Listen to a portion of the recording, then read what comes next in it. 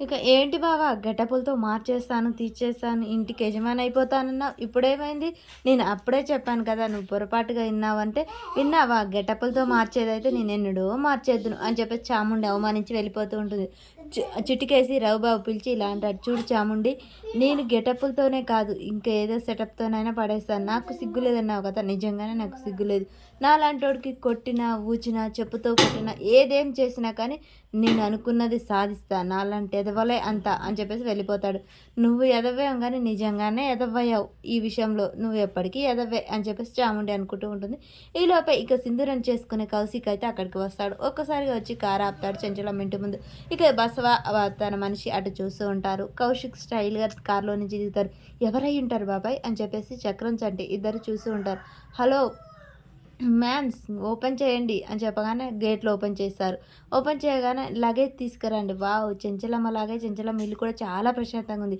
ఈ అబ్బాయి పెళ్ళికొడుకై ఉంటాడు బాబాయ్ అని చెప్పగానే నాకు కూడా అలాగే అనిపిస్తుందిరా అని చెప్పి వీళ్ళిద్దరు అంటూ ఉంటారు.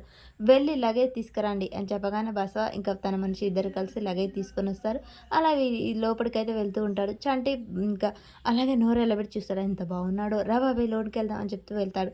ఇక అక్కడికి వెళ్ళగానే కేశవకి నమస్కారం పెడతాడు కాళ్ళకైతే.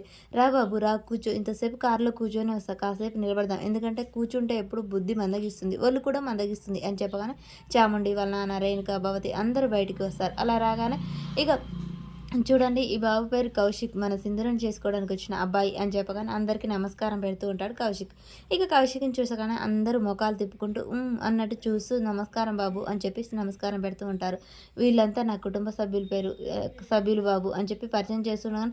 ఆగండి ఆగండి, వీళ్ళందరూ ఎవరో నేను చెప్తాను. ఇంత ముందుకు పెళ్లి చేసుకోవాలంటే ఇటు 7 తరాలు అటు 7 తరాలు చూసేవారు, కానీ ఇప్పుడు అలా కుదరట్లేదు కదా. కనీసం నేను చేసుకోబోయే అమ్మాయి ఇంటి గురించి తెలుసుకోవాలి అని చెంచలమ్మ గారి ఇంటి గురించి అయితే తెలుసుకున్నాను. చెంచలమ్మ గారి ఇంట్లో వాళ్ళ గురించి అయితే తెలుసుకున్నాను. ఇక ఇతను వచ్చేసి మీ బావగారు, అంటే మీ చెల్లి భర్త. ఇక తినకు పెద్దగా దయ్యాలు భూతాలు అంటే భయం లేవు, కానీ పెండ్లం అంటే భయం ఉంది. ఇక ఇవి వాళ్ళ కూతురు చాముండి గారు. తనకు పెళ్ళంటే ఆశ, పెద్దగా ఆశ లేదు, కానీ అంతకు మించి ఆశ ఇంకేదో ఉంది. అదేంటనేది వాళ్ళ ముగ్గురికే తెలుసు, ఇంకెవ్వరికీ తెలియదు ఇంట్లో అని చెప్పేసి వాళ్ళ గురించి చెప్పగానే ఒకసారిగా చాముండి వాళ్ళ నాన్న షాక్ అయి అలాగే చూస్తూ ఉంటారు. ఇక ఇటు వచ్చేసేసరికి అవును కదా అని చెప్పేసి ఇటు వస్తాడు. ఇక ఈయన వచ్చేసి మీ తమ్ముడు రవీంద్ర గారు, చెంచలమ్మ గారి మరిది గారు. ఇక తను తన భార్య రేణుక గారు. ఇక వీళ్ళిద్దరికీ చాలా ఏవేవో అవ్వాలని కోరిక, కానీ ఏం కావాలనేది వాళ్ళకు తెలియదు.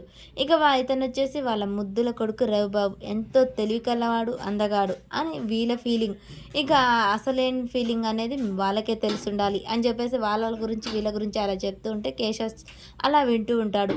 ఇంకా ఒకసారిగా ఇక చంటి దగ్గరికి వెళ్తాడు కౌశిక్. ఇతనొచ్చి చక్రం. పెళ్ళి కాకుండానే ఇంట్లో అందరితో కలిసిపోయాడు. కాకినాడలో బాబాయి హోటల్ ఎంత ఫేమస్సో ఇక ఇక్కడ ఈ బాబాయ్ అంత ఫేమస్ అని చెప్తూ ఉండగానే చెంచలమ్మ సింధూర కిందికి వస్తూ ఉంటారు. నమస్కారం అమ్మగారు, నమస్కారం అని చెప్పేసి అలా దండం పెడుతూ ఉంటారు. ఇక ఇంట్లో వాళ్ళందరూ చాలా కలిసిమెలిసి ఉండేటట్టు చేశారు ఈ చెంచలమ్మ గారు. ఇక చంటి అంటావా, ఓ మంచి పనోడు అని చెప్పేసి చంటి దగ్గరికి వెళ్తాడు. ఈ చంటి గురించి ఎంత చెప్పినా తక్కువే, చాలా మంచివాడు, నమ్మకానికి ప్రేమకు నిదర్శనం, ఒక మంచి పనివాడు. కానీ మనం ఒకటి ఆలోచించాలి, నమ్మకం దగ్గరే మోసం జరుగుతుంది. మనం నమ్మకంతో ప్రేమించే కంటే ప్రేమించిన వాళ్ళ దగ్గర మోసం ఉంటుంది కదా, మోసాన్ని చేసే వాళ్ళని గనిపెట్టాలి. కానీ ఈ చంటి దగ్గర ఆ విషయంలో అవసరం లేదు. నమ్మకం ప్రేమ కోసం తన ప్రాణాలు ఇవ్వడానికైనా సిద్ధపడతాడు అని చెప్పగానే సింధూర చంటి వైపు అలా చూస్తూ ఉంటుంది. ఇక చెంచలమ్మ కూడా చంటి గురించి గొప్పగా చెప్తున్నందుకు సంతోషపడుతూ ఉంటుంది. మీరు చంటి విషయంలో ఏం భయపడాల్సిన అవసరం లేదు. తను నమ్మిన వాళ్ళ కోసం ప్రాణాలైన ఇస్తాడు, ఎంతకైనా తెగిస్తాడు అని చెప్పేసి చెప్పగానే ఇక చంటి అలా సంతోషపడుతూ ఉంటాడు. సింధూర చూస్తూ ఉంటుంది.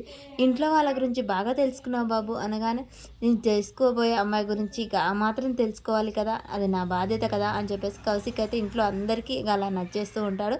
ఇక సింధూర మౌనంగా చూస్తూ ఉంటుంది. మరి సింధూర మనసులో ఏముందో కూడా ఇంత తెలుసుకున్న కౌశిక్ చిందురాజ్ అంటే మనసులో ఏముంది, వాళ్ళిద్దరు ఏమవుతారన్న విషయం కూడా తెలుసుకొని బయటపెట్టి చెంచలమ్మకు చెప్తారా అనేది మనకు నెక్స్ట్ వీడియోలో తెలుస్తుంది.